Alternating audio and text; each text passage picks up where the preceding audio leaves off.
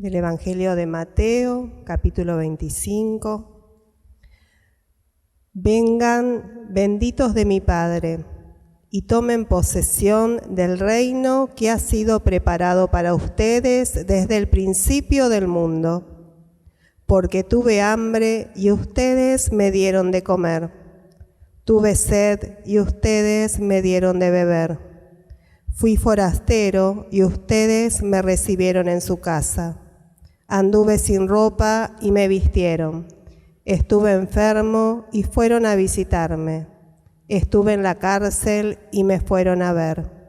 Entonces los justos dirán: Señor, ¿cuándo te vimos hambriento y te dimos de comer? ¿O sediento y te dimos de beber? ¿Cuándo te vimos forastero y te recibimos? ¿O sin ropa y te vestimos?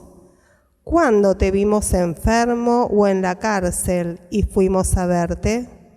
El rey responderá: en verdad les digo que cuando lo hicieron con alguno de los más pequeños de estos mis hermanos, me lo hicieron a mí. Es palabra de Dios. Te alabamos, Señor. Y le vamos a pedir al Padre Fabián que nos dé la bienvenida.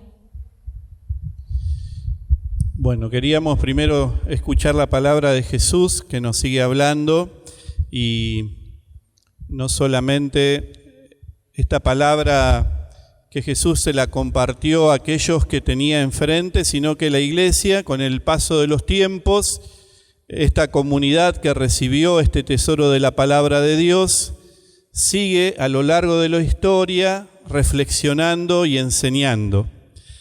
Y hay momentos de la historia de la humanidad en que la Iglesia ve la necesidad de profundizar y acompañarnos y ayudarnos a que toquemos con mayor profundidad algo del misterio de Dios.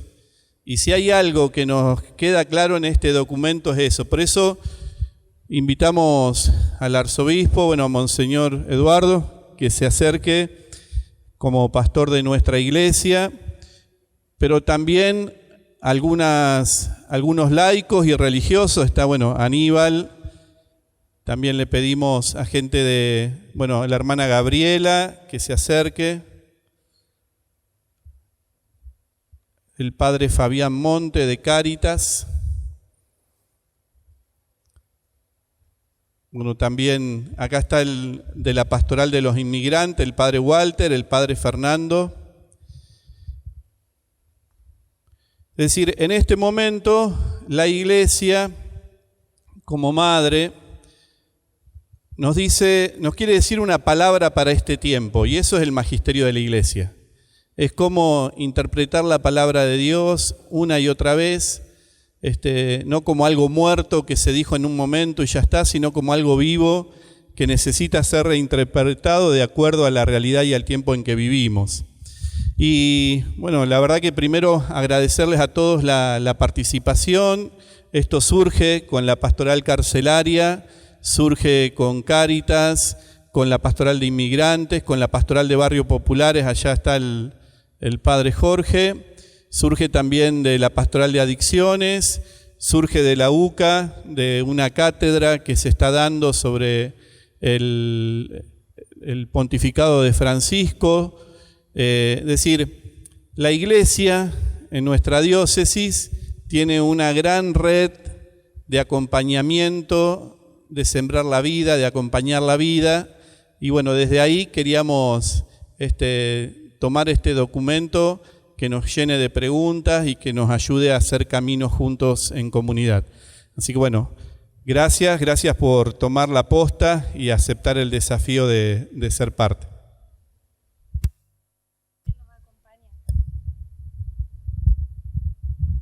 En el capítulo primero nos va a acompañar Aníbal Torres, laico, doctor de Ciencias Políticas y profesor universitario. Ante todo, buenas tardes. Y como se le atribuye a San Ambrosio de Milán la frase de que de las virtudes la primera es el agradecimiento, gracias por la organización de esta actividad, la compañía de nuestro padre obispo Eduardo Liceo, el padre Fabián como anfitrión de esta casa.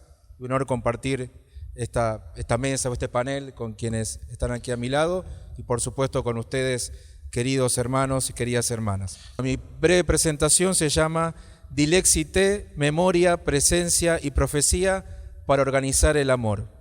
Nos encontramos esta tarde para presentar la exhortación apostólica Dilexite. Según lo que me ha sido encomendado, abordaré el primer capítulo. No obstante, diré también algunas cosas sobre los 3 primeros números del documento. Esta breve presentación está organizada según la concepción cristiana del tiempo, es decir, el antes, el ahora y el después, pues sabemos que el reino de Dios ya está presente, pero todavía no está consumado. Primera parte, memoria agradecida y memoria de las víctimas. Como es usual en los documentos del Magisterio Pontificio, el texto toma su nombre de las primeras palabras del mismo. En este sentido, utilizando una expresión del libro del Apocalipsis, que, como suele aconsejarse, debe ser leído en clave de esperanza, Dios nos dice a todos, especialmente a los pobres, te he amado. De entrada, entonces, se nos invita a hacer memoria del amor divino por la humanidad, como lo canta María ante su prima Isabel en el Magnificat, amor que ha quedado expresado de manera radical en la entrega de Jesús en la cruz, con su corazón traspasado. En tiempos donde cada uno se cree causa de sí mismo, nos hace bien recordar cómo Dios nos primerea y nos primerea en el amor. También en Dilexite se hace memoria del querido Papa Francisco, puesto que, según se nos dice, fue él quien en realidad estaba preparando este documento. No es fácil ser Papa luego de Francisco, dice el historiador Diego Mauro. Y es verdad, pero por el hecho mismo de que el Papa León XIV publicara el texto, con sus agregados, podemos hablar de una continuidad dinámica, no solo en la doctrina social de la Iglesia en general, sino entre los pastores de la Iglesia en particular. En efecto, estamos por segunda vez en la historia del Magisterio Pontificio ante un documento escrito a 4 manos. El otro había sido la encíclica Lumen Fidei entre Benedicto XVI y Francisco.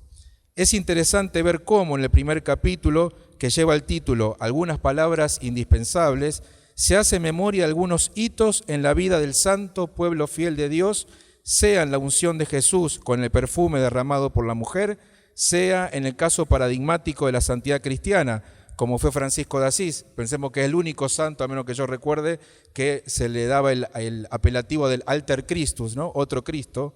Sea en el acontecimiento eclesial del siglo XX, el Sacrosanto Concilio Vaticano II y su espiritualidad del buen samaritano, según la formulación de San Pablo VI en la solemne clausura de la cual se están por cumplir 60 años. Pero esta memoria es también de entre los hechos dolorosos, dramáticos a lo largo de la historia, cuya ambigüedad entre gravedad y gracia, otra forma de decir entre pecado y gracia, debe ser discernida. En este sentido, en Dilexite se nos dice que Dios no es indiferente al grito de los pobres, con alusión expresa del encuentro de Moisés con el Dios liberador que le habló en la zarza ardiente. También se recoge el clamor de tantas víctimas inocentes, vulneradas en su infinita dignidad humana, como los sufrimientos de los migrantes y refugiados. En este sentido es significativo el recuerdo para el niño Aylan Kurdi, víctima fatal de una economía que descarta y mata y que el mundo conoció a través de la impactante y triste foto de su cuerpito sin vida, tendido boca abajo en la costa de Turquía, a orillas del mar Mediterráneo. Y también se evocan los padecimientos de tantas mujeres pobres. En todos ellos está Cristo mismo, bajo un angustioso disfraz, como decía la Madre Teresa de Calcuta, desde una mística de los ojos abiertos. Segunda parte, un presente desafiante. Gracias. En Dilexite, además, se denuncia no solo la persistencia de los pobres, sino de la pobreza y de cómo ésta adquiere diferentes expresiones. En línea con lo que desde el pensamiento secular hace tiempo se viene expresando, la Iglesia, a través del Santo Padre, advierte enfáticamente las causas sociales y estructurales de la pobreza, renovando el llamado para su resolución ante respuestas ineficaces desde el ámbito político. El Papa es consciente que para esto hace falta un cambio de mentalidad que revierta la cultura del descarte y que, hablando a los creyentes, lleve a purificarnos de prejuicios ideológicos como la meritocracia, el fatalismo y las ideologías mundanas que, de una forma u otra, terminan justificando sistemas injustos, verdaderas estructuras de pecado. Por eso, una vez más, la Iglesia, a través de León XIV, repone la propuesta del desarrollo humano integral, que es, en palabras de Pablo VI en Populorum Progressio, el nuevo nombre de la paz. Tercera y última parte, una voz profética que tiende a cerrar una discusión. Cuando hablamos de profecía, en términos judeo-cristianos, nos referimos a anuncio y denuncia, a protesta y a propuesta. Entiendo que en el sendero abierto por las Sagradas Escrituras, la tradición viva de la Iglesia, los santos y las santas y el magisterio social pontificio, Dilexité se nutre de esa savia que crece hacia lo alto sin perder las raíces. Se trata del criterio de San Vicente de Lérins sobre el armonioso progreso de la doctrina de la Iglesia, que Francisco tanto gustaba citar. El reino de Dios, que San Pablo entendía como reino de justicia y de paz y de gozo en el Espíritu Santo, demanda no bajar los brazos ante la compleja situación de crisis socioambiental de nuestra casa común, que urge renovar el compromiso por la justicia social, que se hace, no solamente se hace alusión indirecta, implícita en Laudato Si, sino que aparece expresamente en 40º año de Pío XI en 1931. Culmino esta breve intervención con una pequeña historia que une el pasado, el presente y nos proyecta con esperanza hacia el futuro. En 2003 o 2004, no hay certeza en la fecha, historia y memoria no siempre coinciden, Robert Francis Prevost, entonces superior general de los agustinos, visitó la comunidad que la orden tenía por entonces en Rosario. Me refiero a la iglesia del Pilar, de calle Colón, aquí cerca. Según recuerdan algunos, pasó la noche allí y celebró la misa. Es difícil no pensar que no se haya detenido ante la imagen de San Agustín, que está en el lado derecho de la nave central de dicha iglesia, junto a las imágenes de su madre, Santa Mónica. Interesante porque Santa Mónica tiene un pañuelito, y así como San Agustín fue el hijo de las lágrimas, Santa Mónica, podemos decir, hoy llora por tantos niños y jóvenes víctimas del narco y la pobreza. Y la otra imagen es de San Juan Evangelista. Más de 20 años después de aquella visita, aquel agustino se convirtió en León XIV y en Dilexité utiliza una expresión tomada del libro de la Biblia atribuido a Juan, el vidente de la isla de Patmos. A lo largo de 2 milenios, en la Iglesia hubo y hay testigos que encarnaron y encarnan personal y comunitariamente esa opción por y con los pobres, empezando por el testimonio del propio Jesucristo y la comunidad primitiva. Una opción que nunca está de más remarcarlo, teológica y no ideológica. Pero ciertamente no faltaron dentro y fuera de la Iglesia críticas, objeciones y hasta persecuciones ante tal opción evangélica, que en algunos casos incluso se llegó a emplear lo que se conoce como un magisterio paralelo. ¿Acaso con Dilexité estamos ante la finalización, por lo menos a nivel magisterial, de esos reparos? Así constituye, en mi humilde opinión, más que un programa pastoral, es un signo de los tiempos. La imagen de San Agustín, que posiblemente León XIV contempló en su breve paso por Rosario, tiene una frase significativa: Roma locuta, causa finita. Es decir, habló Roma, fin de la discusión. Muchas gracias.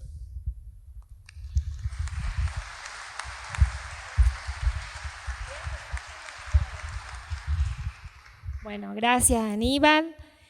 Vamos ahora a escuchar a la hermana Gabriela, hermana dominica del Santísimo Nombre de Jesús, magíster en teología dogmática con especialización en misionología y profesora en ciencias de la religión. Buenas tardes a todos y todas. Me han pedido que comparta con ustedes el capítulo 2 de la Dilexité. Dios opta por los pobres.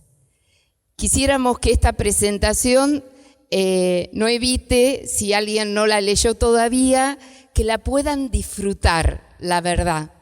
Es impresionante cómo va tejiendo León XIV y Francisco los distintos textos bíblicos.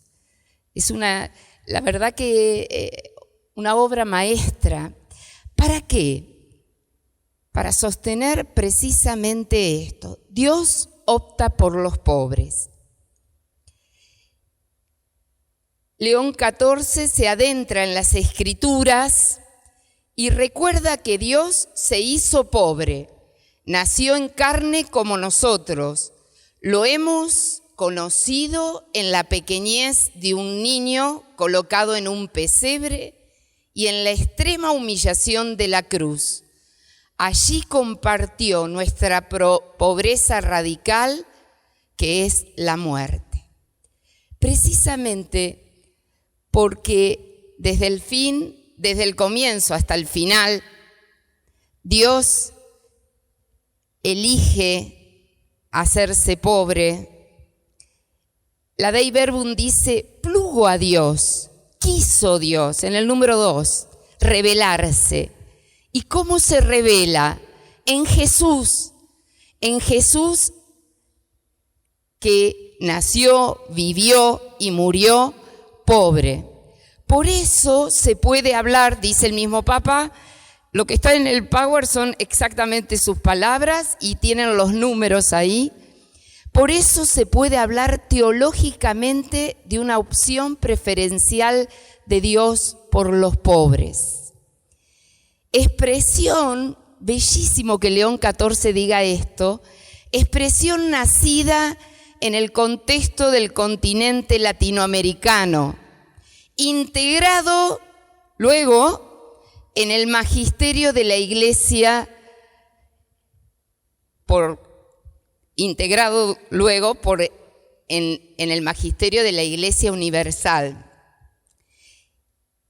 ¿Por qué bellamente para todos nosotros los que estamos acá? Formamos parte de esa Iglesia latinoamericana y muchos tenemos canas y hemos vivido los 50 años de recepción del concilio en América Latina.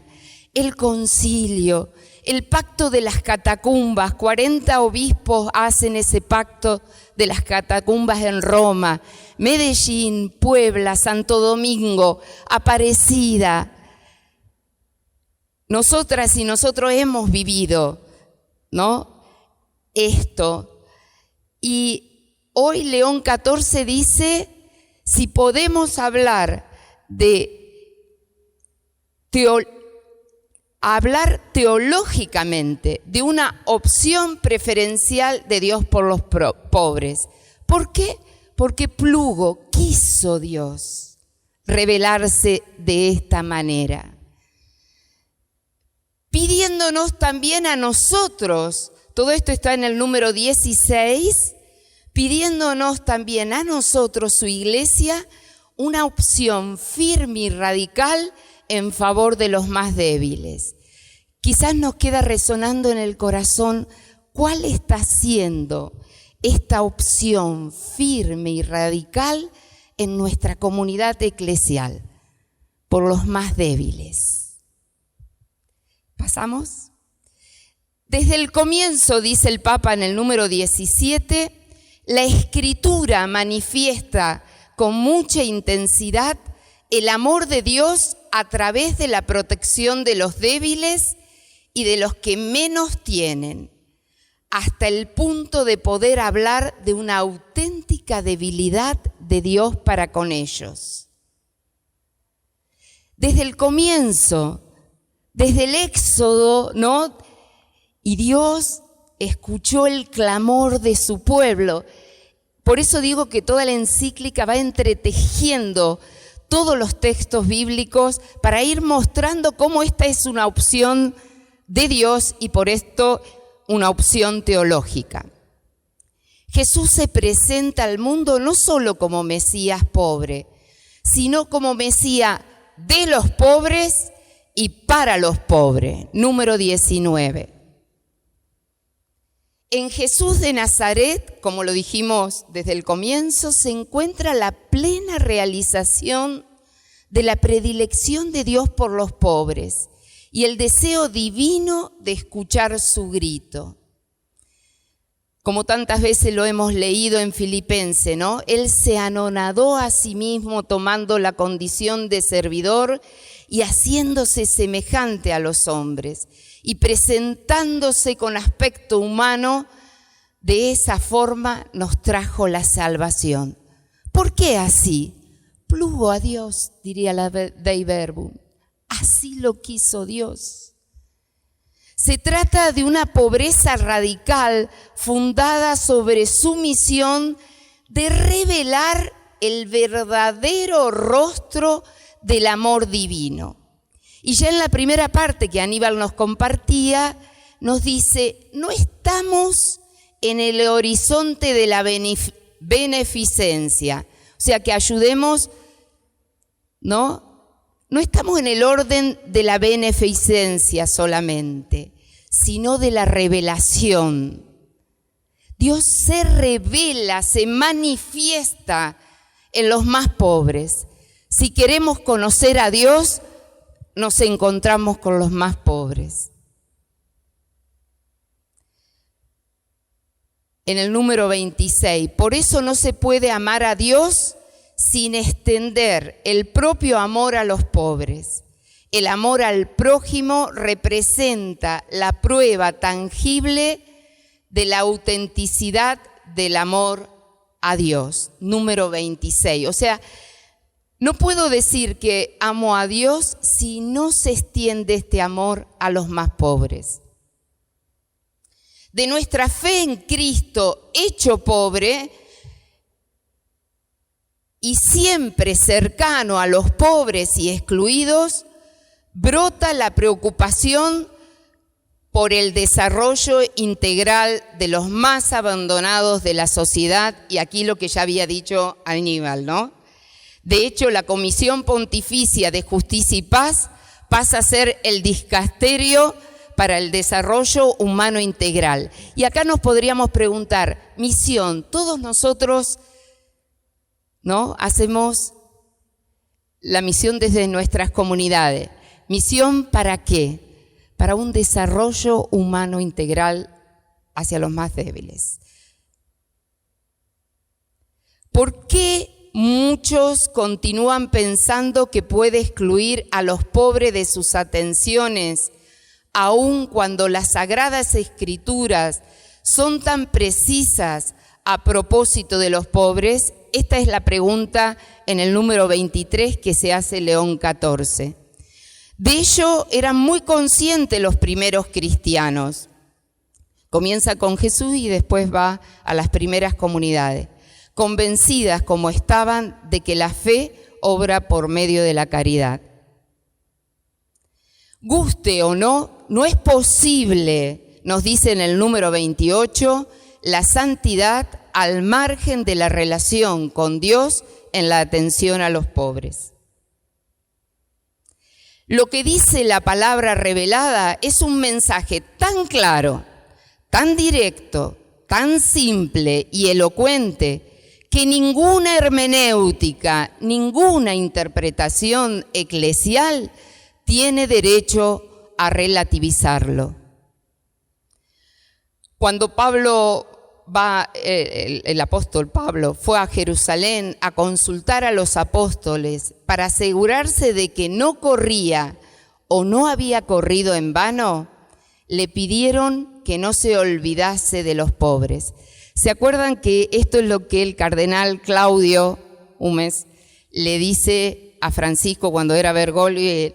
No te olvides de los pobres. Bueno, estaba en el comienzo, ¿no?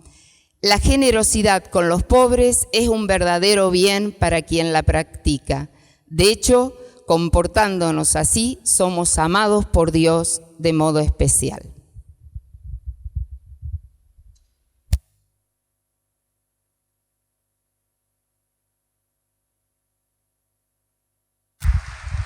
Bueno, le agradecemos a la hermana Gabriela y nos vamos a seguir disponiendo a la escucha con este corazón atento, abierto. Y ahora el capítulo 3 lo van a presentar el padre Walter Arévalos Reyes, religioso escalabriniano, delegado episcopal para la pastoral migratoria, junto al padre Fernando Bustamante, párroco y delegado episcopal para la pastoral carcelaria.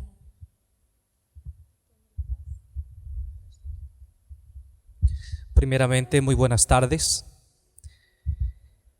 Si por pura casualidad ¿Alguno no leyó todavía el documento? Que esto sea una motivación para hacerlo.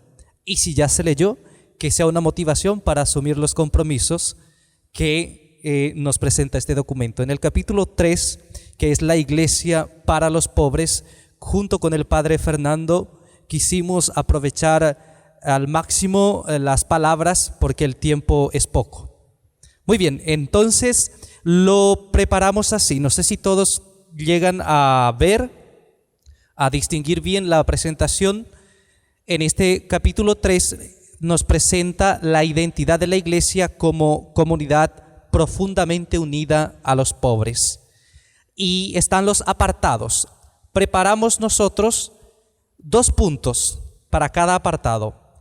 Una implicación pastoral y el reto para hoy. En el primer apartado está el vínculo inseparable entre la fe y los pobres. Jesús dijo: tuve hambre y me dieron de comer, estuve desnudo y me vistieron. Por lo tanto, esto implica que la fe cristiana es una exigencia para la cercanía real a los pobres. No se trata de una obra adicional, es el corazón del Evangelio, como ya nos mencionaron. Y el reto: evitar que la caridad sea una opción desvinculada de la vida de fe.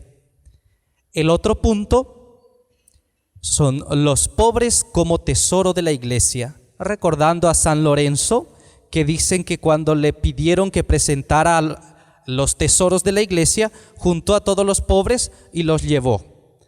San Lorenzo entendía perfectamente lo que eso quería decir. Implicación entonces: reconocer que los pobres son el tesoro de la iglesia, signo de autenticidad cristiana. El reto que nos presenta hoy es superar mentalidades asistencialistas y de cálculos. El asistencialismo hace más mal que bien, por lo tanto hay que superarlo. En el siguiente apartado está culto y caridad unidos. No es que celebramos la Eucaristía, terminamos y nos vamos a hacer lo que queramos. No. Esto implica que la Eucaristía es un servicio. La liturgia se prolonga en la caridad. En el documento dice: en la mesa de los hambrientos, en la casa de los pobres, en donde están los enfermos. Ahí se prolonga la Eucaristía. El reto: evitar separar fe, oración y compromiso social. Si nosotros recordamos la doctrina social de la iglesia, justamente es lo que nos pide. ¿Podemos pasar? En el siguiente apartado está la generosidad divina. Esto implica que Dios no se deja ganar en generosidad. Servir a los pobres engrandece nuestra fe. ¿Qué tan grande entonces tenemos hoy en día nuestra fe? Es la pregunta que debemos hacernos para ponernos manos a la obra. El reto: romper con el miedo a la entrega o la pérdida. Yo les voy a contar un secreto que no es secreto. En las cosas de Dios, cuanto más se da, más se tiene. A cambio de las cosas materiales de aquí, cuanto uno más da, menos tiene. En las cosas de Dios, todo lo contrario. Cuanto más damos, más tenemos. Queremos ser ricos en las cosas de Dios, debemos dar sin miedo a perder. En el siguiente apartado, el cuidado de los enfermos como acto eclesial. Esto implica pastoralmente visitar y acompañar a los enfermos, tocar la carne sufriente de Cristo en ellos. Y el reto es integrar este servicio como parte esencial de la pastoral parroquial o de la comunidad donde nosotros estemos. No es que si me queda tiempo visito a los enfermos, no. Tengo que estar con ellos, pues Cristo dijo: estuve enfermo y me visitaron. No es una opción, es una misión. En el siguiente apartado está la vida monástica y mendicante. Esto implica la contemplación y la acción que se complementan en el servicio a los pobres, recordando a San Benito que decía, orat et labora, rezar y trabajar. Podemos hacerlo los dos al mismo tiempo. Y el reto actual es evitar una espiritualidad desconectada de la realidad del sufrimiento. Una iglesia en salida, nos decía el Papa Francisco. En el siguiente apartado, liberación de cautivos y nuevas opresiones. Después el Padre Fernando, que es de la pastoral carcelaria, les va a decir va a hablar con más autoridad respecto de este tema. Esto implica la Iglesia debe enfrentar las esclavitudes modernas y proclamar libertad a los cautivos. Hoy en día les voy a decir algo que ustedes ya saben, la mayoría son esclavos de esta cosa, que nos dice cuándo tenemos que verlo, atenderlo, cargarlo. Si nos olvidamos de él, nos devolvemos a la casa. En cambio, si nos olvidamos de los demás, no nos devolvemos. Entonces, cuidado con las esclavitudes modernas. El reto, comprometer estructuras eclesiales ante la trata y exclusión estructural. No es si conviene, es que estuve preso y me visitaron, dijo Jesús. ¿Podemos pasar? Testigos de la pobreza evangélica. Ahí dice que la implicación pastoral, promover una iglesia sencilla, solidaria, desprendida, formar agentes que vivan con sobriedad y compartan vida con los pobres. El reto, testimoniar la pobreza en un mundo de consumo y apariencias, evitando una caridad sin compromiso de vida. La cultura del descarte, decía el Papa Francisco, allá en Fratelli Tutti. Educación de los pobres, impulsar proyectos educativos y formativos para los más vulnerables, integrando fe, cultura y justicia social. El reto, superar la desigualdad educativa y el elitismo, garantizar oportunidades reales para todos. En el siguiente apartado, en el documento se menciona a San Juan Bautista Scalabrini y una otra santa. San Juan Bautista Scalabrini es el padre y protector de los migrantes que en el 2022 fue canonizado por el Papa Francisco. Y él fundó una congregación de los misioneros de San Carlos que tenemos nosotros el carisma dentro de la iglesia de servir a los migrantes. En los migrantes está Cristo peregrino. La iglesia está llamada a acoger, proteger, promover e integrar. También lo que nos legó el Papa Francisco. El reto es enfrentar la indiferencia y la xenofobia, construir fraternidad entre pueblos y culturas. Más que la xenofobia, hay una palabra que lo acuñó Adela Cortina, una filósofa española, que dice que más que la xenofobia es la aporofobia. ¿Qué es la aporofobia? Es el miedo irracional a los pobres. Nadie se molesta cuando viene un turista que tiene plata, pero todos tienen miedo cuando llega un hermano que necesita que le partamos nuestro pan. ¿Podemos pasar?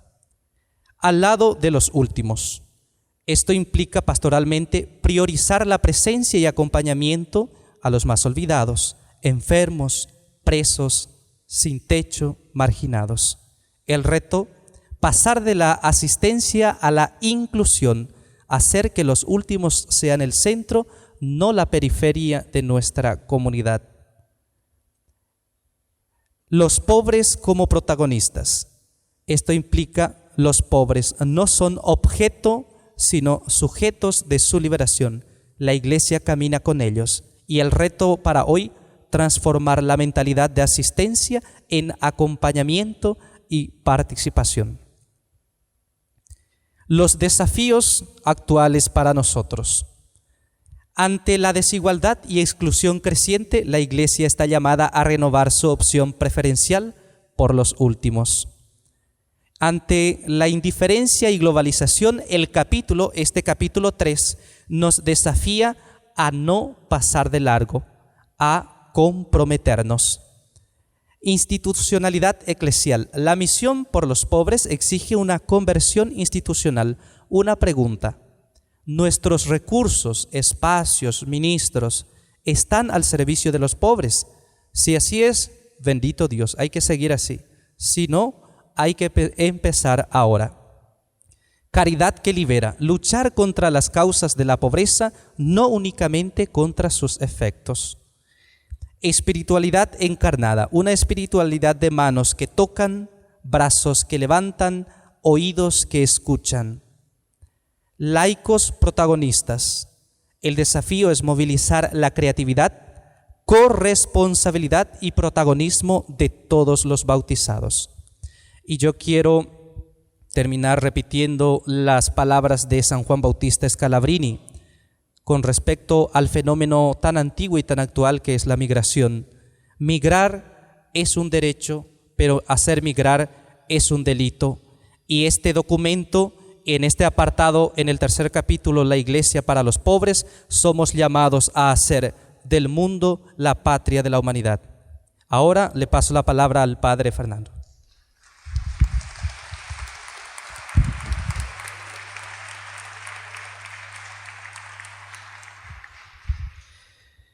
Bien, el capítulo 3 comienza citando a el Papa Francisco como quisiera una iglesia pobre y para los pobres.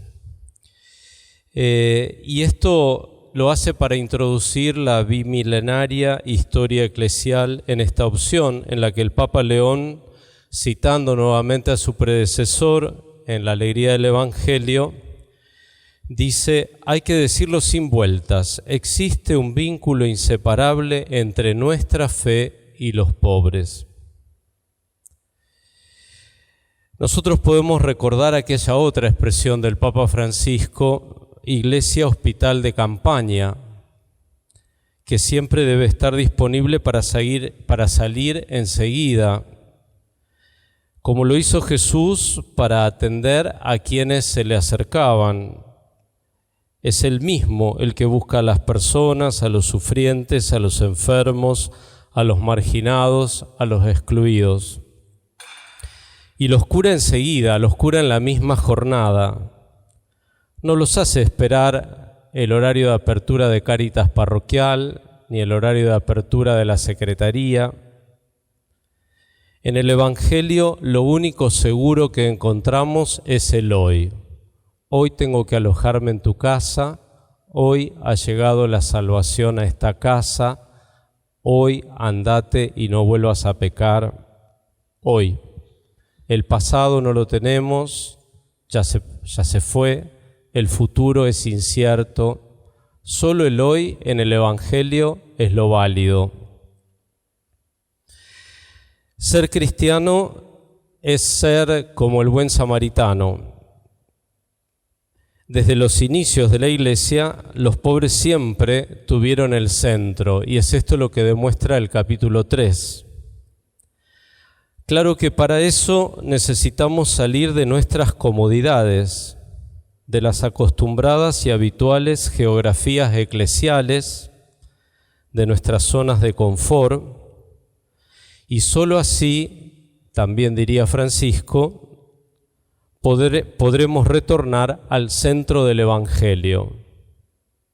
Debemos ir a donde se encuentran los pobres.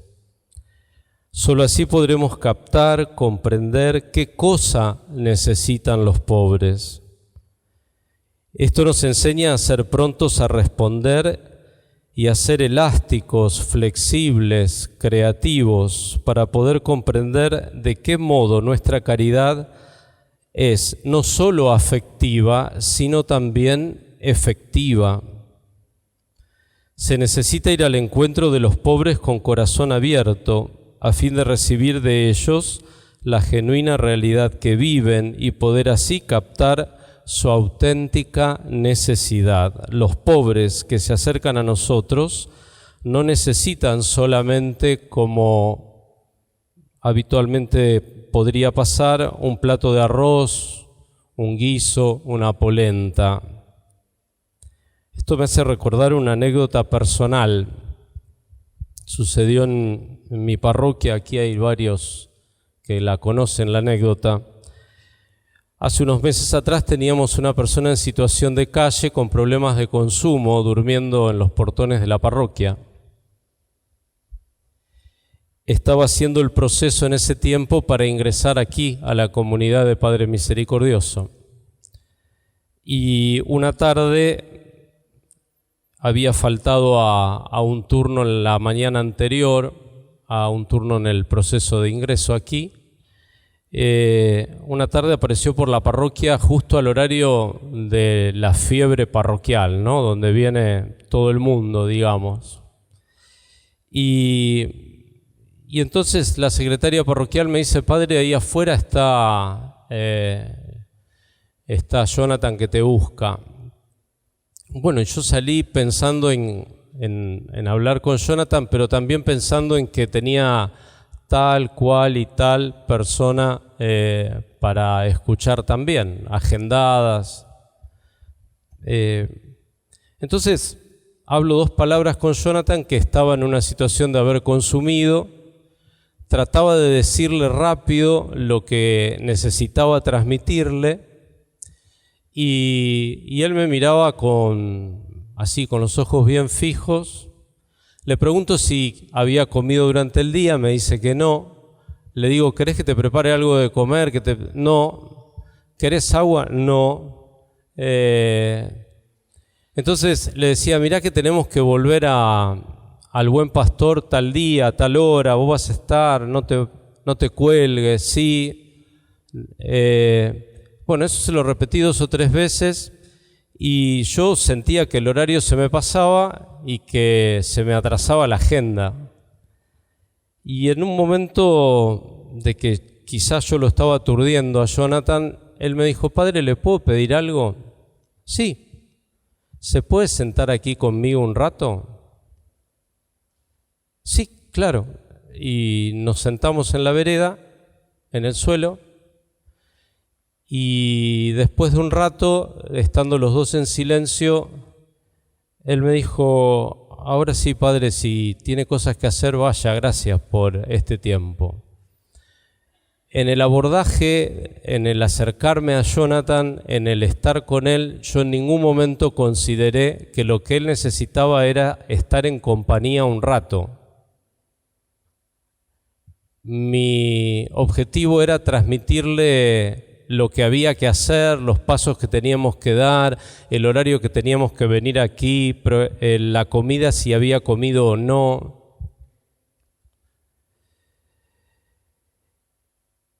Y contándoles esta anécdota también me viene aquella otra afirmación que también podría aplicarse muy bien aquí en esto de la flexibilidad, en esto de la creatividad o de la elasticidad que necesitamos para acoger a los pobres. Y es la afirmación que tiene un obispo sobre el trabajo en las cárceles, un obispo argentino, sobre el trabajo en las cárceles. Él dice que cuando vamos a la cárcel tenemos que ir con la hoja de nuestra vida en blanco, porque en la cárcel ninguna de nuestras realidades eclesiales se parecen. La cárcel no es parecida ni al grupo juvenil, ni a la catequesis, ni al grupo de matrimonios, ni a la misa del fin de semana, ni al día de semana, ni a los scouts, ni a la escuela parroquial, ni ninguna otra de las realidades a las cuales, o geografías eclesiales a las cuales estamos acostumbrados a frecuentar.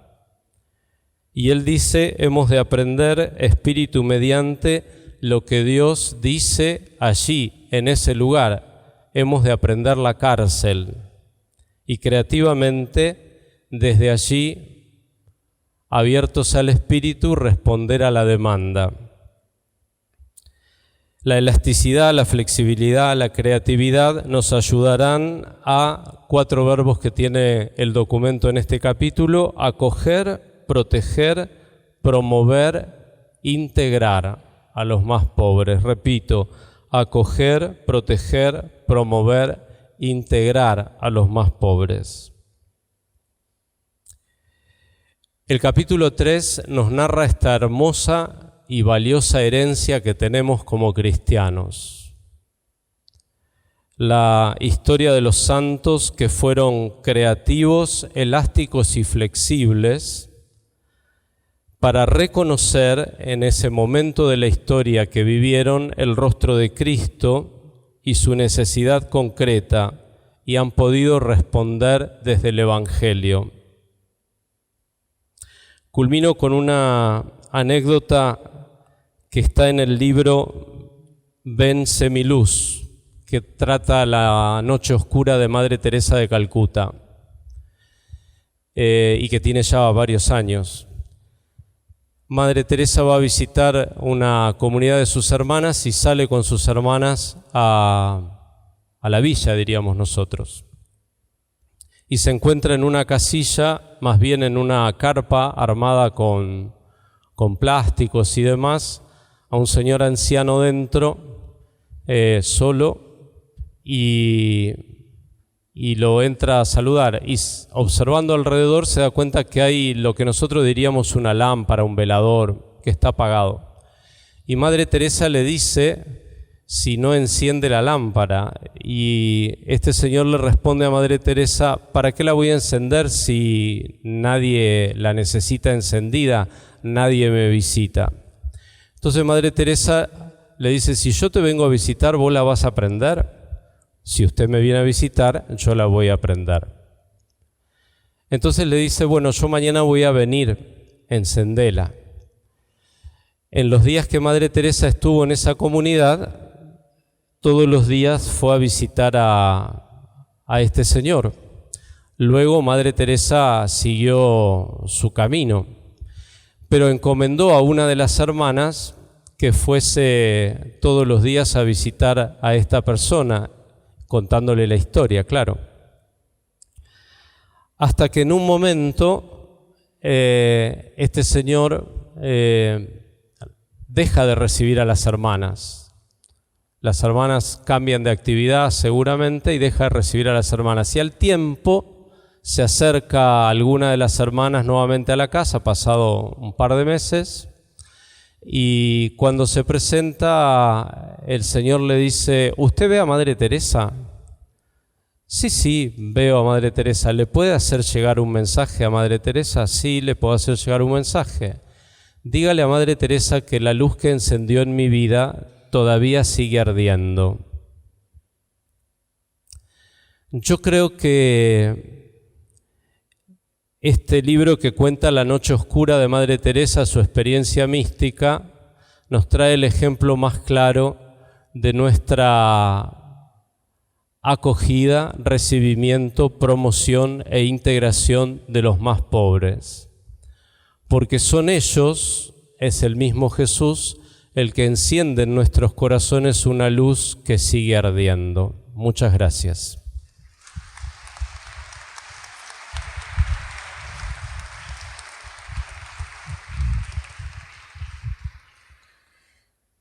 Bueno, ahora nos va a acompañar el padre Fabián Monte, delegado episcopal de la Pastoral Social, vicepresidente primero de Cáritas Argentina de Rosario.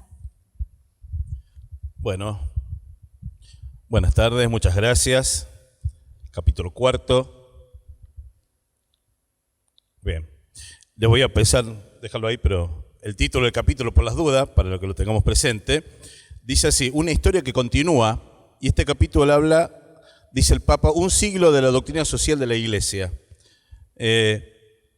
No, el Papa no descubrió la pólvora con esta encíclica, ni vino a decir ninguna novedad, pero sí nos viene a plantear de una forma tan directa algunas cosas que son tan antiguas como nuestra religión, que parece que hay que destacarlas ahora, ¿no?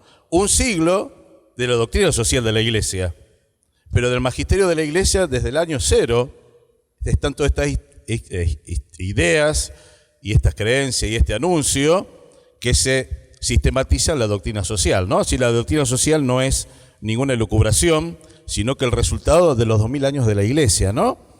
Que tiene tanta presencia y tanta importancia para nosotros, a pesar de que para algunos sea una cosa superflua o que no tiene que tener cabida, ¿no? Y hice 4 o 5 ideas que no siguen el orden del capítulo, ¿no? Pero hay cosas que son obvias, pero que igual el Papa las presenta, ¿no? Porque hay preguntas que parecía que ya estaban respondidas, que lo damos por sentado, pero que tenemos que volver a formularla, y el Papa los vuelve a formular en este capítulo, haciéndose eco de otros pontífices, ¿no? De Pablo VI. Entonces yo empiezo con una pregunta que pone el Papa, ¿no? Ahí. En la sociedad, ¿todos valemos igual? Él toma un texto de Pablo VI y dice, los menos dotados, ¿son personas también? Los débiles, ¿tienen la misma dignidad que nosotros? Los que nacieron con menos posibilidades, ¿valen menos? ¿Y están condenados únicamente a sobrevivir? ¿Pueden pretender eso? Miren, fíjense qué tipo de preguntas, ¿no? Que parece respuesta obvia, pero en una sociedad donde parece que la indiferencia y la crueldad avanza, es bueno hacernos de nuevo. ¿Cuál es la respuesta? ¿Valemos todos igual en la sociedad o no? Si no lo sabemos, sonamos. Sí, la respuesta es sí, ¿no? Y la doctrina social de la Iglesia, justamente, es la que nos da los elementos para acompañar y actualizar esto a la hora, en el actuar de cada día. Cada ser humano es imagen de Cristo. Todos somos igualmente dignos y valiosos. Fíjense, ¿por de qué tenemos que empezar, no? 1 más 1, 2. Pero parece que tenemos que hacerlo porque parece que se va olvidando. Claro que todos valemos igual.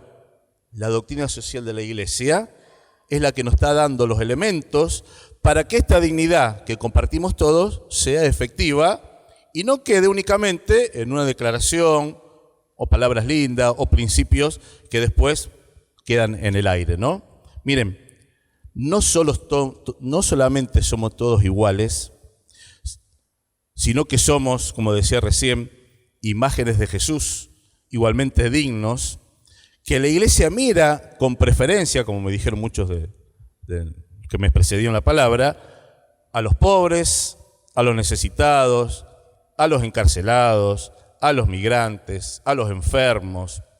Es decir, la Iglesia mira a toda esa humanidad sufriente que le pertenece a la Iglesia por derecho evangélico. Fíjense, son palabras que parecen media complicadas, pero son tan sencillas. Y tomo lo que dijo la hermana, ¿no? Del otro capítulo. Cuando hablamos de la atención al pobre, no estamos en el orden de la beneficencia, estamos en el orden de la revelación. La revelación es la base de nuestra fe, es lo que Dios quiso manifestar. No puedo obviar eso. Revelación es que Jesús es Hijo de Dios, yo no puedo no creer eso. Bueno, esta pertenencia de los pobres a la Iglesia viene de la revelación y por el propio evangélico, nos pertenece a nosotros por derecho evangélico, ¿no? Miren, esto es algo que a veces nos cuesta asumir, incluso a nosotros que estamos en el tema. Hará 3 o 4 años, como debe pasar en todas las parroquias, cuando tenemos el reparto de los alimentos, de la asistencia a los pobres, se arman una cola impresionante, debe pasar en todos lados. Mi parroquia había como una cola de una cuadra, y claro, hacían 5 o 6 horas que estaban en la vereda como una cuadra. Bueno, los vecinos se me vinieron a quejar, ¿no? Porque claro, bueno, hacían sus necesidades, el lío, suciedad, bueno, todo lo que hay, tanta gente, ¿no? Entonces me vino a increpar una de las vecinas. Padre, dice, fíjense lo que hacen los chicos, esta gente que está en la vereda. Digo, bueno, la vereda no es mía, es pública, ¿qué quiere que haga? Yo les digo, pero deciles vos. Dice, pero son sus pobres. ¿Cómo mis pobres? Bueno, tuve una discusión con eso y yo me fui para adentro, me fui a la parroquia, ¿no? Me fui adentro de mi casa y me quedo dando vuelto a eso. Y lo reflexioné en su momento y ahora acá el Papa lo pone clarito. Yo después me quedé dando vuelta y digo, claro que que son nuestros pobres. ¿De quién van a ser si no? Si Jesús hizo pobre. Claro que son mis pobres. Claro que son pobres nuestros. No solamente eso me hizo reflexionar, ¿cómo no voy a decir que no sos mío? Sino que la sociedad reconoce que son míos. Porque no le fueron a decir a ellos, le fueron a decir al cura. ¿Por qué le fueron a decir al cura? Los pobres son nuestros. Tenemos que hacernos, no podemos ser los sonsos. Nos tenemos que hacer cargo entre comillas, ¿no? Jesús hizo pobre. Claro que son mis pobres. Yo me lo quería sacar de encima, ¿no? Claro que son míos. Porque lo dice el Evangelio y gracias a Dios también el resto reconoce que son nuestros. Y eso no es para avergonzarse, sino para estar orgulloso, porque Jesús es el que se hizo pobre, ¿no? Entonces, la doctrina social de la Iglesia nos ayuda, como parte del magisterio, para que este sí se transforme en principio que nos ayuden a cambiar esta realidad. Miren, esto que decimos nosotros que nos compromete con el pobre, que esta es una presencia de Cristo entre nosotros, ¿no? El Papa hace una comparación hermosa y arriesgada, ¿no? Que la toma, dice, así como en el pobre, Cristo es la representación universal. En el pobre, Cristo se está representado de manera universal. En el Papa, de manera personal. Fíjense, ¿no? Y se pueden juntar los dos. Pero Cristo en el pobre está presente de manera universal. Todos pobres, en todo pobre está Cristo, ¿no?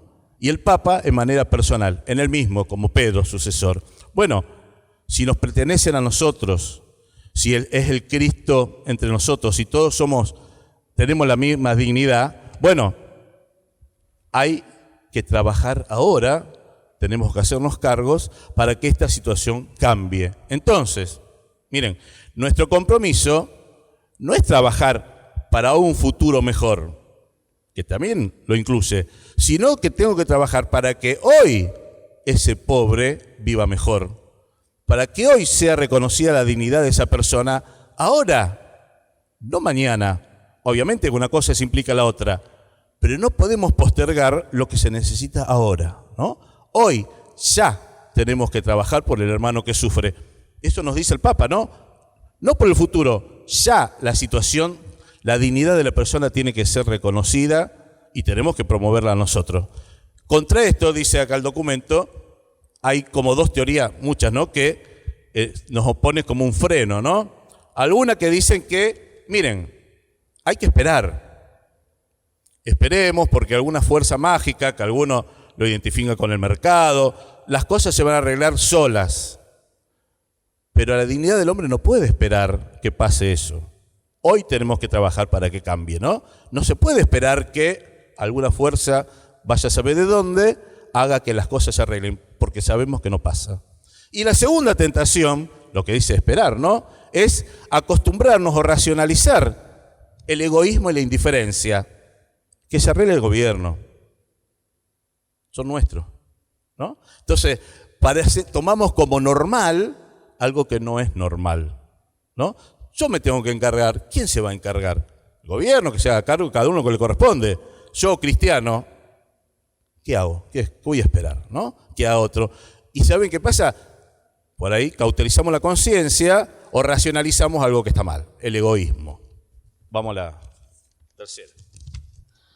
Bueno, miren, esto que tenemos que trabajar para hoy, no tanto para el futuro, pero hoy, nos dice el Papa Benedicto, que lo cita también en el documento, miren, la mejor manera de trabajar para reconocer esta dignidad del ser humano es trabajar todos por el bien común, desterrar el egoísmo, pensar, sabemos lo que es el bien común, ¿no? El bien de todos, no pensar únicamente en mí, en el egoísmo, ¿no? Que está en nosotros.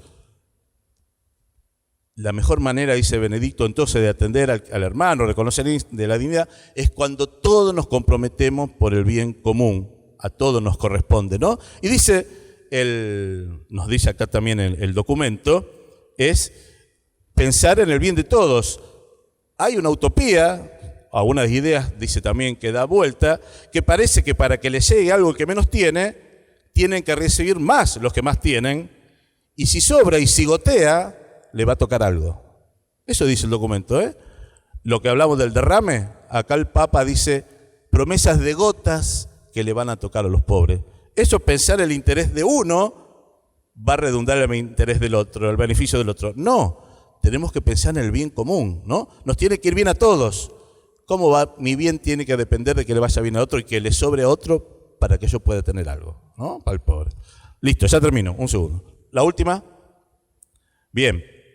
Bueno, con esto termino, ¿no? Si el pobre es la representación de Cristo, es Cristo entre nosotros, los sufrientes y los necesitados no son objeto de beneficencia nuestros, son agentes evangelizadores de nosotros. Por eso hay que escucharlos. Por eso Jesús vino pobre y vino a evangelizar y a predicarnos. Este capítulo da un montón de documentos, el de Rerum Novarum, todas las constituciones, pero no importa, yo les dejo todas estas ideas, ¿no? Y un compromiso, trabajar hoy, porque estas situaciones tan delicadas que sufrimos puedan aliviar a los hermanos. Muchas gracias. Bueno, el quinto capítulo no necesita presentación, Monseñor está a cargo de Monseñor Eduardo, así que lo vamos a escuchar y creo que ya con este terminamos. Me quedan 5 minutos. Y padre, a vos te vamos a dar 6. ¿Me puedo tomar alguna licencia? Bueno, muchas gracias a todos los que han expuesto, bueno, gracias a todas las pastorales que han organizado este evento y gracias a todos ustedes que hoy están participando así en gran número, lo que muestra, digamos, el deseo, el interés, ¿no es cierto?, de vivir lo que la Iglesia nos está proponiendo en este momento. Bueno, nos queda el último capítulo, un desafío permanente. Los pobres, el cuidado de los pobres es un desafío permanente, por lo tanto no es algo que se concluye, no es algo que pueda decir, acá terminamos, sino permanente. Nos dice, el cuidado de los pobres forma parte esencial del camino ininterrumpido de la Iglesia. Lo vimos sobre todo en el capítulo 3, a partir de Jesús, de la Sagrada Escritura, de las primeras comunidades, de los santos, hasta llegar a nuestros días. Lo vimos también lo que es la doctrina social de la Iglesia, lo que es las directrices, los criterios de juicio para abordar y trabajar en el compromiso por la transformación de la sociedad. ¿Cuál es la garantía evangélica de una iglesia fiel al corazón de Dios? El amor a los que son pobres. Yo lo hago en forma de pregunta, está el amor a los que son pobres. ¿Cuál es la garantía entonces evangélica de una iglesia fiel al corazón de Dios? El amor a los que son pobres. Es decir, el amor a Dios inescindible del amor al prójimo. No puede decir que ama a Dios a quien no ve, quien no ama a su prójimo a quien ve. Es un mentiroso. Por lo tanto, esto es inescindible como los palos de la cruz, ¿no? El vertical y el horizontal. La Iglesia siente como su propia carne la vida de los pobres, como los privilegiados. Y nos dice también, volviendo otra vez a como algo que va resonando a lo largo de todo el documento, y creo que lo citaron varios, que estamos en el ámbito de la revelación y no de la beneficencia.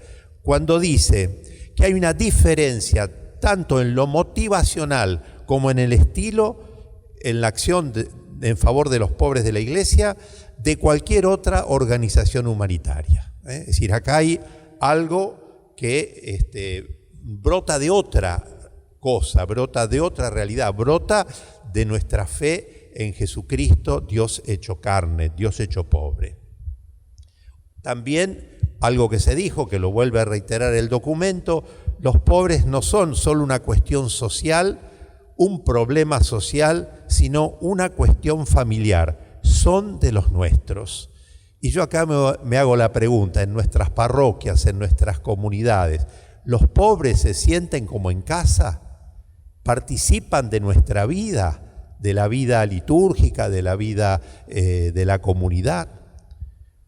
¿Por qué tantos pobres se han ido a buscar a Jesús a otras partes? Son preguntas que me hago yo, no las dice el documento, pero son preguntas, ¿no? La cultura dominante es el del abandono a los pobres, a su propio destino, que no son dignos de atención, que no son dignos de aprecio. Y entonces el Papa León vuelve a retomar la parábola del buen samaritano que Francisco nos dijo en Fratelli Tutti. Y acá evidentemente se plantean frente al hermano que sufre, al hombre tirado en el suelo, dos actitudes, la del levita y del sacerdote que pasan de largo, se desentienden, y la del samaritano que, si bien el herido al lado del camino interrumpe su camino, entorpece el objetivo que él tenía en su viaje, que le cambia todos los parámetros de su viaje, sin embargo se baja, lo cura, lo sube a la cabalgadura y lo lleva a la posada. El Papa nos pregunta, ¿con quién te identificás? ¿A cuál de ellos te pareces?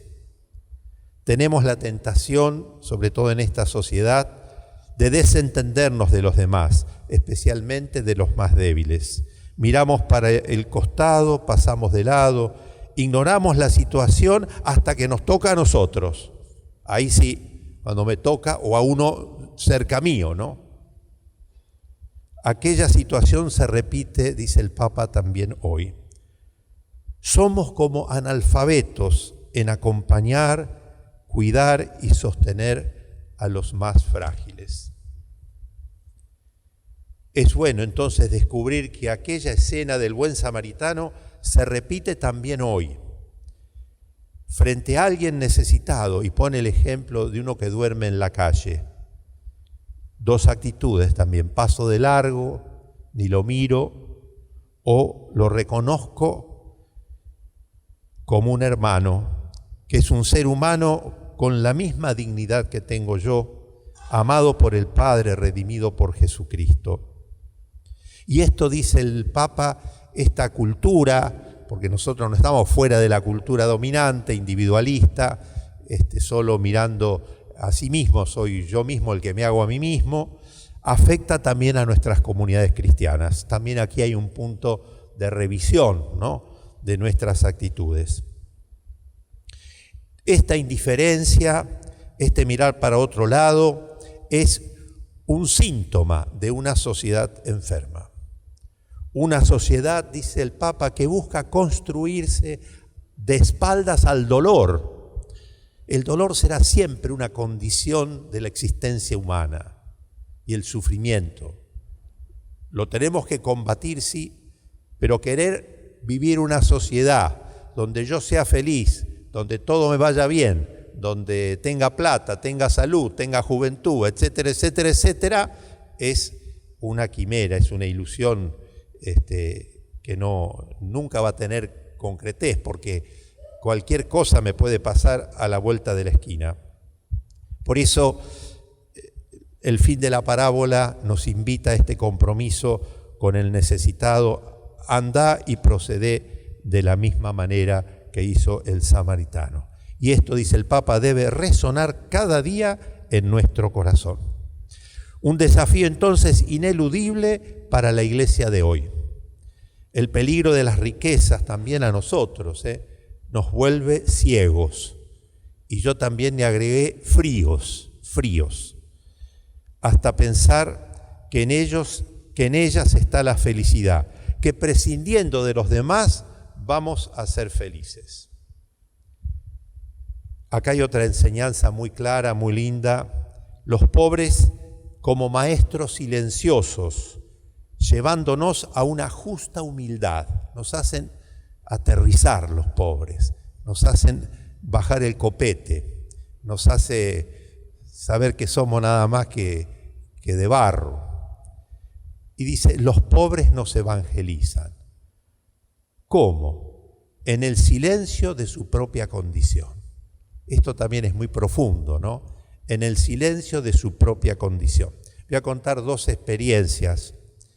Una hace varios años atrás, viajando en ómnibus de Río Cuarto a Buenos Aires, el ómnibus se paraba cada 2 por 3. Había un grupo de cuyanos, rostros curtidos, del trabajo, sombrero de paja, pañuelo. Una gente con una paciencia. Y yo estaba nervioso, prendía el celular, me iba al chofer, le preguntaba cuándo llegamos. Yo dije, esta gente no dijo una sola palabra. un silencio, ¿no? Una paciencia, ¿no? Realmente yo ahí me sentí evangelizado. Yo, obispo, nervioso, preocupado por llegar, etcétera, ¿no? Y esta gente pacífica, en silencio, paciente. Y los otros días la otra experiencia es que la que vivimos en la cárcel, en la misa, una misa con los presos y el silencio que hacían, la piedad con que vivía en ese momento, era impresionante. Se hacía poner la piel de gallina. Y yo decía, esta gente vive la relación con el misterio más que yo, que a lo mejor hago misas todos los días o repito misas y las hago automáticamente.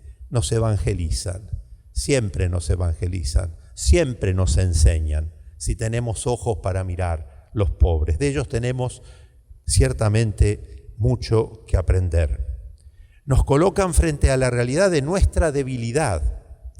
Y cita el Papa al anciano, nos recuerda nuestra vulnerabilidad. Ellos revelan nuestra fragilidad y el vacío de una vida aparentemente protegida y segura. ¿En qué ponemos la confianza de nuestra felicidad? ¿En qué ponemos la esperanza de nuestra felicidad? El mundo dice, tenés buenos ahorros, tenés un seguro de vida, tenés etcétera. En seguridades que se van a terminar, antes o después, ¿no? Por eso el pobre que no tiene nada pone toda su esperanza en el Señor. El rico Epulón y el pobre Lázaro. ¿Por qué se condena el rico? Porque ha reservado para sí los bienes que ha recibido, no los compartió, y porque se llenó de arrogancia por poseer bienes. Este es el peligro de la riqueza. El rico dice, tengo mucho, soy mejor que el otro, tengo un auto más grande, porque la riqueza también puede ser, tengo un título que el otro no tiene, yo soy más que el otro, la arrogancia, la soberbia, ¿no? Que genera esa riqueza, ¿no? No tener entrañas de caridad, es esto lo que condena al rico Epulón. La opción preferencial por los pobres, es decir, el amor de la iglesia hacia ellos, es entonces determinante de la vida de la iglesia, de la vida de fe, de la vida de nuestras comunidades y de cada uno de nosotros. Volvemos otra vez, los pobres no son una categoría sociológica, sino la misma carne de Cristo. El Señor se hace carne, carne que tiene hambre, carne que tiene sed, carne que está enferma, carne que está encarcelada. Así, cuando nos acercamos a Jesús en estas condiciones, comienza una iglesia pobre para los pobres, ir hacia la carne de Cristo. Y ahí, dice el Papa con gran sabiduría, empezamos a entender algo.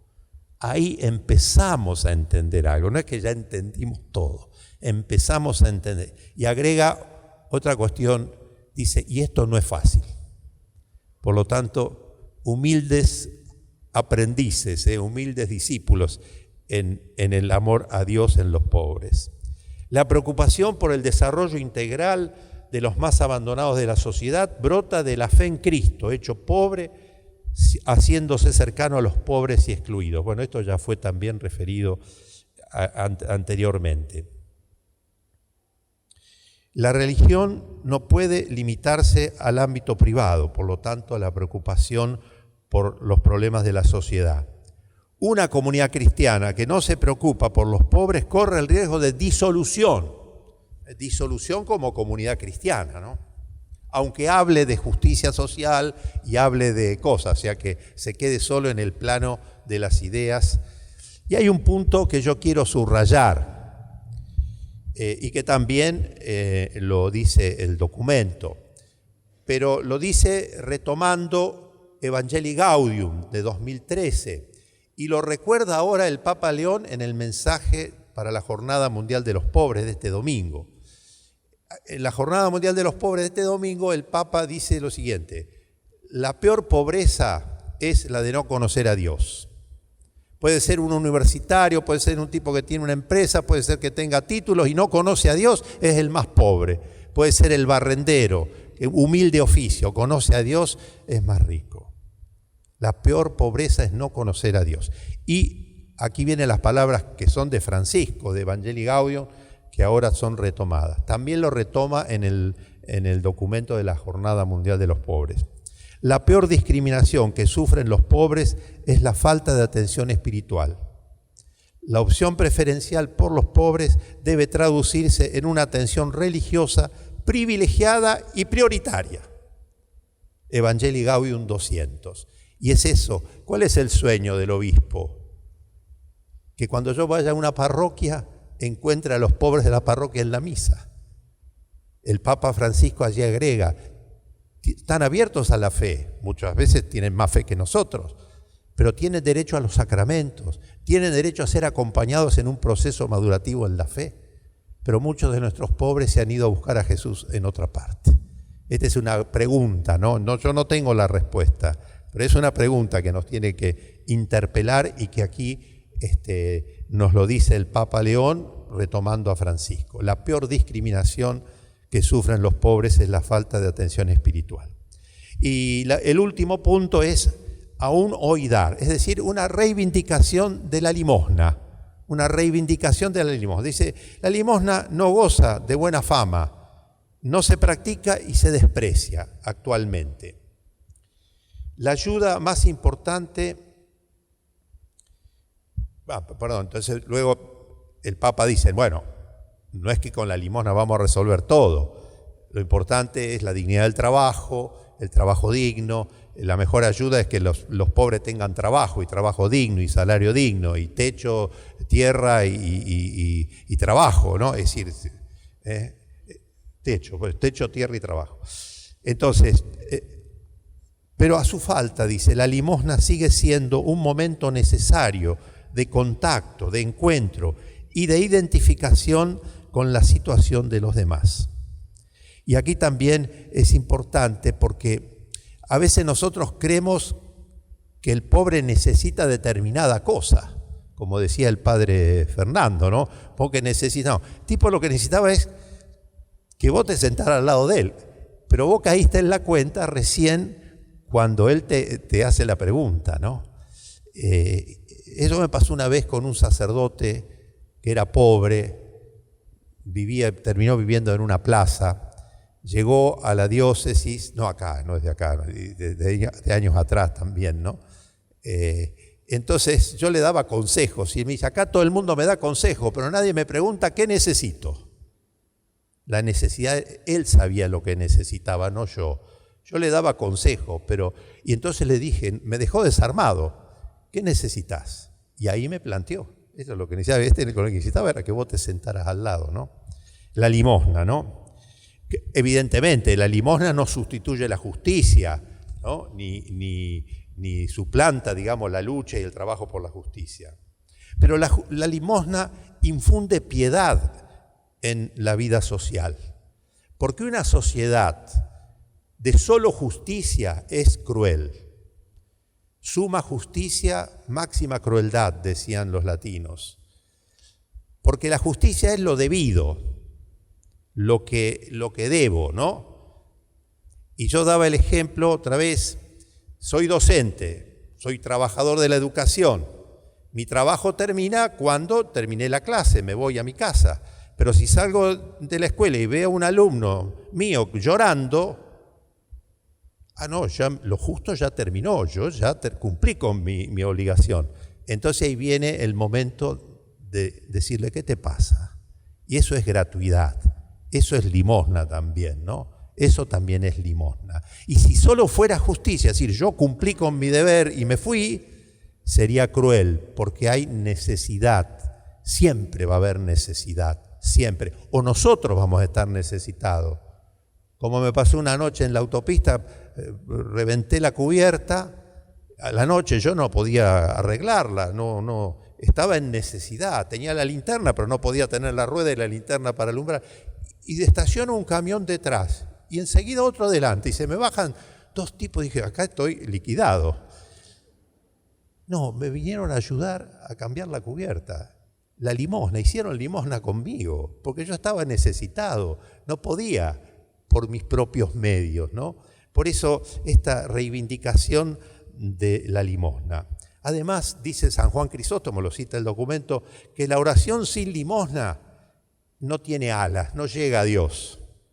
Y yo recordaba al centurión Cornelio, que cuando estaba orando, todavía no se había bautizado, después San Pedro lo va a bautizar, el ángel le dice: tus oraciones han llegado al cielo porque Dios ha tenido en cuenta tus limosnas. Por eso Dios bendice al que da con alegría y generosidad. El amor y las convicciones se alimentan con gestos. Si no, nos quedamos en el mundo de las ideas. Gestos personales, asiduos y sinceros. Necesitamos practicar la limosna para tocar la carne sufriente de Cristo en los pobres. El mundo necesita hoy una iglesia, y aquí termino, y termina el documento, y cito el documento, que no conoce enemigos a combatir, sino solo hombres y mujeres a los que amar.